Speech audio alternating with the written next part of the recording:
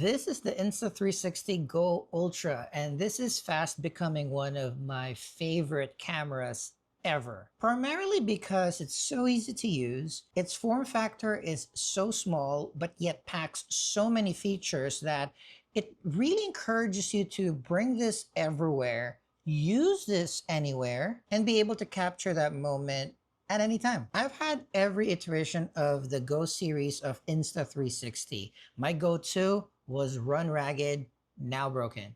But I still have my Go 3. As you can see here, I really use my cameras. My screen on my Go 3 is cracked because I brought it everywhere and I dropped it one time. I just covered it with a screen protector so I don't have to replace the screen. I also still have the Go 3S, which is in and of itself an awesome camera.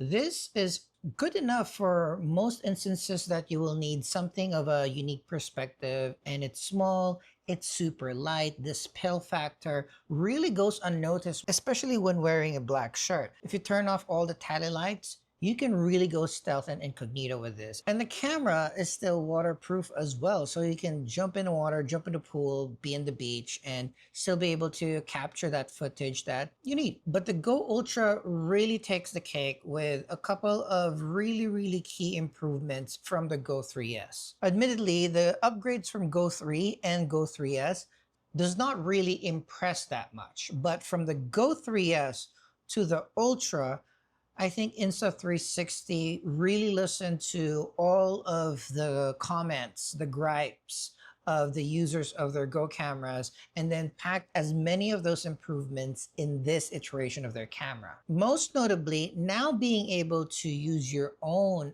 micro SD card as onboard memory for the camera, and finally having wireless audio connectivity to the Go Ultra. I'm definitely not the most technical reviewer out there, but if a layman, a simpleton, a hobbyist, but an enthusiast can explain to you the features of the cameras that we use in a non-highfalutin professional way, I hope it'll inform you a little bit better should you choose to purchase the Go Ultra. Knowing that the Go 3S and Go 3 are quite the same, with the Go 3S just having a lot better engine behind it, let's concentrate our discussion between the Go 3S and the Go Ultra. So let's look at the things that we can see and touch first. Ergonomically, the Go Ultra is actually significantly bigger than the Go 3S.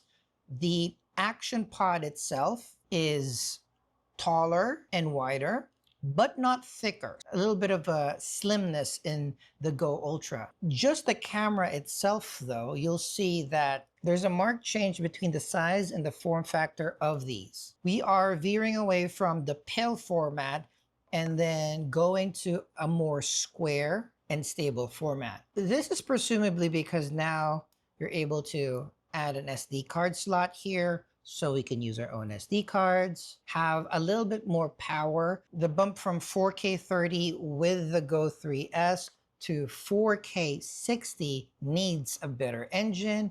And I think the size factor now can pack a little bit more battery in it so that you can use this camera a lot longer. The Go Ultra is a lot heavier, but I actually do like this particular heft. Holding this in a more square factor is just a little bit more sturdy in the hands. There's more places for me to grip it and hold it. And one of the sides actually has a flat bottom so that you can actually stand it up on its own if you need to, apart from having the backside of it magnetized. Also some quality of life improvements. They put the lanyard loop on the action pod as well as the camera. So these are great so that you can have a wrist loop here, easier for you guys to handle it. And actually, I'm using the loop on the camera as a pull tab. Easier for me to take out the camera from the action pod that way. They also added a bunch more tally lights. You'll see this, the top will illuminate when you're recording. So when you are using it as a POV camera, you can actually still confirm whether you're recording or not.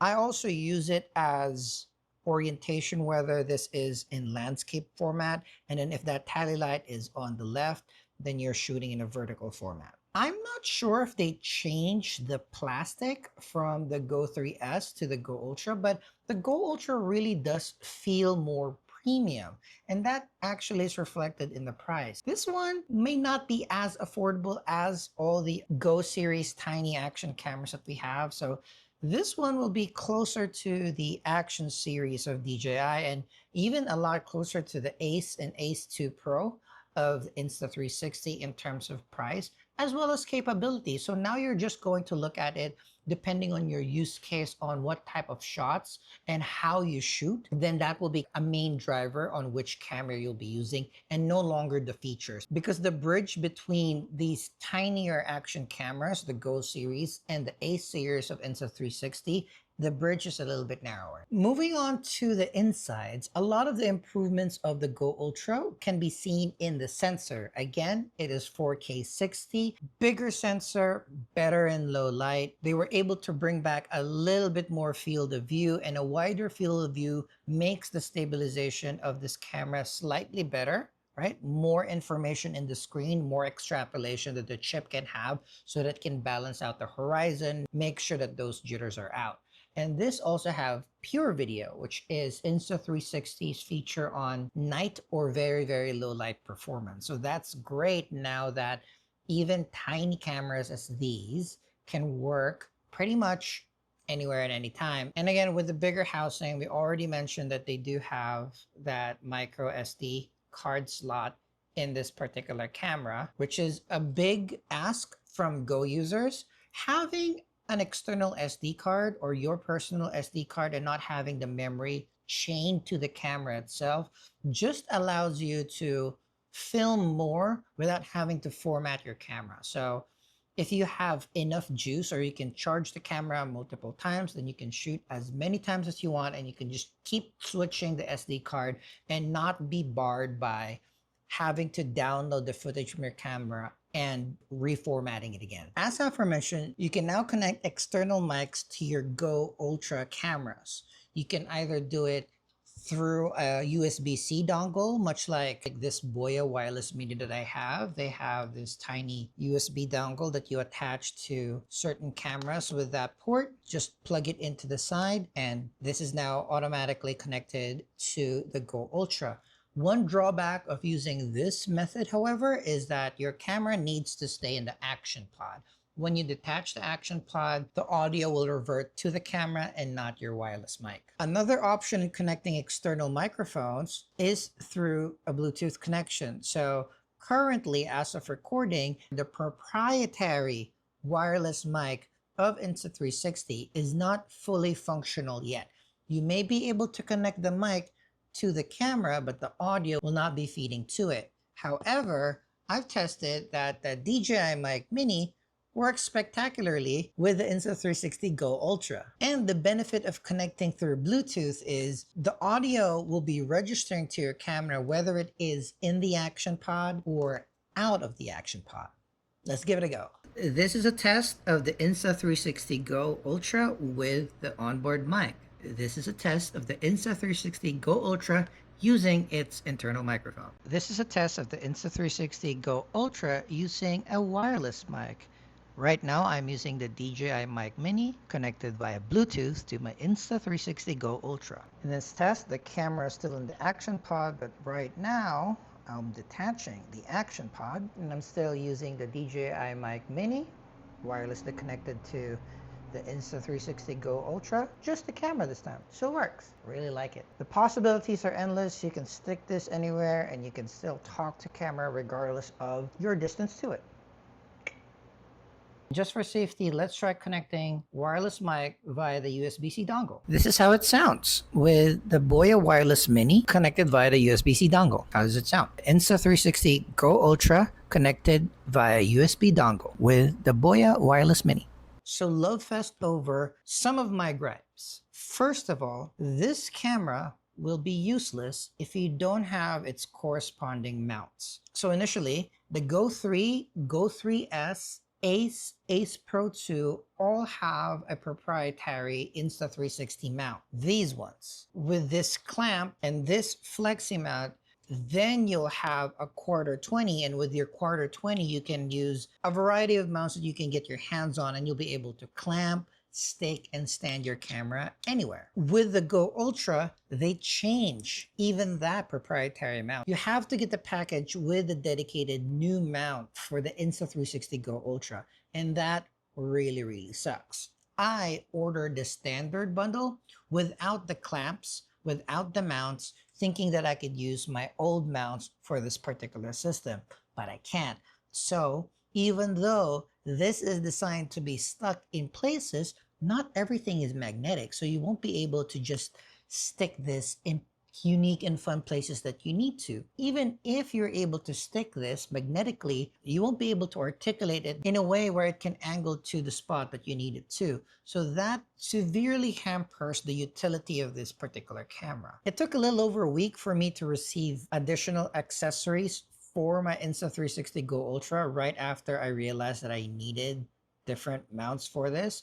And once I did receive this, it really does truly unlock the places where I can stick the action pod in the camera or the camera too. I find that quite unfortunate because not only is it disappointing that I have to buy a whole new set of mounts just for this particular camera, and my other Insta360 mounts are no longer as useful as I would want it, but the stocks of the accessories, mounts, stands, sticks for the Go Ultra is very limited. Either they're out of stock or it'll take a few weeks to a month for the accessories that you need. A little bit agreed in terms of wanting us enthusiasts to get a fresh set of accessories, but also disappointing logistically because the camera is amazing and I love it despite me being annoyed that I need to get accessories. But even if I wanted to get accessories, I have to wait such a long time, and that will kind of ruin the momentum of my excitement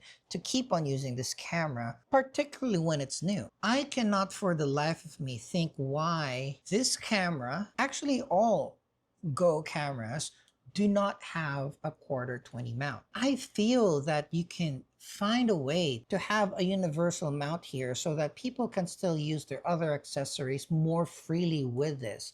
So that's another thing that really grinds my gears. I don't have a universal mount and I can't get my hands on the proprietary mount. So that talks just a couple of points of my excitements for this camera. Other smaller gripes though is that I understand that the camera needed to be bigger to pack in more features to be able to have a slot for an SD card, to be able to have chips so that you can wirelessly connect audio. And that's the reason why we've changed to almost double its previous size. With this size though, it will no longer be unnoticeable when you have it on you. So even when it's camouflaged in a dark or black shirt, it is still quite big. Your shirt will sag if ever you have it magnetized onto you. So that is just a function of the improvements. Also, when you're using this on the hat clip that is included even in the standard bundle, because it's bigger and it's heavier, it is no longer as secure as its previous iterations.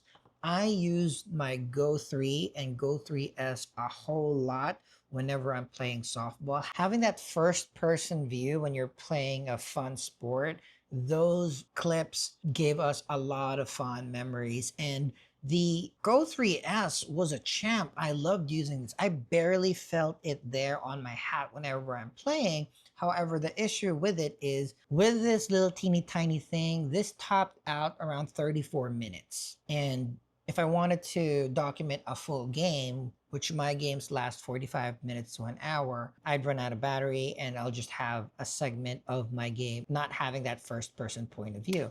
But with the Go Ultra, this is listed to last more than an hour, 70 minutes, and even more when you're able to kind of plop it into the fast charging of the action pod. An hour is more than enough for me, and that in and of itself is one of the main reasons why I wanted to get this. I want an uninterrupted full game of my recreational softball league in first person view while I pitch. So this will be a mainstay on my softball hat. Another minor gripe, I know we have the SD card, but I kind of wish we still had a little bit of onboard recording in the very, very few instances that one would forget to bring their SD card or leave it when they're downloading their previous videos.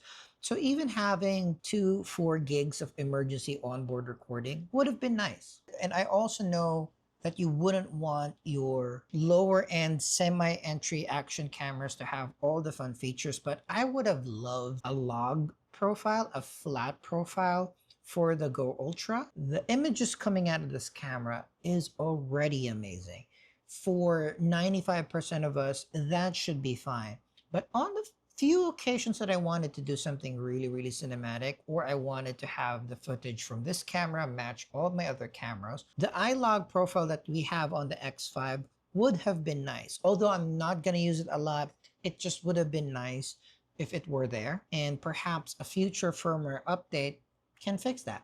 I know it's a lot. Possibly having replacement batteries in the future would be nice. I don't know how logistically that could happen with such a tiny camera already, but a smaller cherry on top of the giant cherry of the sundae of awesomeness that this camera is. If I don't have to put this on my dock and I can keep this running indefinitely, the things that I would film in first person, my games, body camera, dashboard camera, that would be terribly amazing. And last bit, the price. So the standard combo at almost $500 and still not having the mounts that you need to be able to mount it anywhere that you want was extremely steep. At the $500 price point, this is competing to bigger, more established action cameras with the flat profile and the replaceable batteries and different mounting points. So instead of this competing with the Go 3S, this is actually competing with the Ace and Ace Pro 2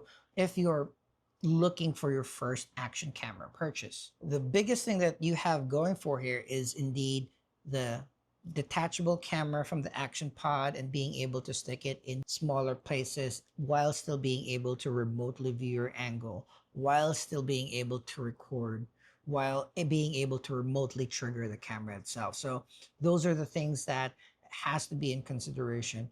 And you have to realize, even at that price point, you still need to add additional accessories to really unlock the features of this camera. So that is a lot of money to invest. But if this is something that you're looking at, you've been looking at the Go series for a long time now, or you don't have an action camera you want to start, I think this will be a wonderful place to start. This is truly the ultimate B-roll unique angle camera. Its size, its form factor, it being magnetized, and once you get those mounts, you can stick it into unique places. You can really find interesting ways to create an image to tell your story. It is also so easy to just bring around every day and be able to just in one click record what you need to record. So if you're a pro, this is a great addition to your arsenal so that you can stick a camera in places that you'd never think that you could stick a camera to. And if you're a beginner, it's the total opposite. It's so small and so easy, and the quality is so great. All you need to do is bring even just this around. Hit record, start talking to camera, and you can capture everything that you need. Wear it around your chest or your hat, and you find something cool, you're doing something great with your friends and family, just hit record and start recording it. It's waterproof. The lens protectors are placeable. If you drop it, just twist it off and get another one. This works on both ends. So that's very unique for a camera like this. And also in the end, this camera is just extremely capable. The video quality is amazing. The audio quality, even without a wireless mic, is awesome. And with the proper vision, proper editing, proper planning, you can really make amazing stories with this camera moving forward, whether you are an amateur, a prosumer, or a seasoned filmmaker. So those are my thoughts on the Insta360 GO Ultra. Again, one of my favorite cameras, and once I get more mounts, I am very confident that this will never leave my not only camera bag, but everyday bag because of just how fun and easy it is to use and the quality that it generates. If you want to see more samples of me using this in my daily life, hop onto my vlog channel. I take this camera through its paces there and my thoughts on how I use this and all my other cameras. If you found this useful, I would love for you to subscribe to the channel, maybe drop a like. Talk to me in the comments. Let's discuss what your experiences are with your Go Ultra, or if you're thinking about getting one. And with that, thank you very much and see you in the next one.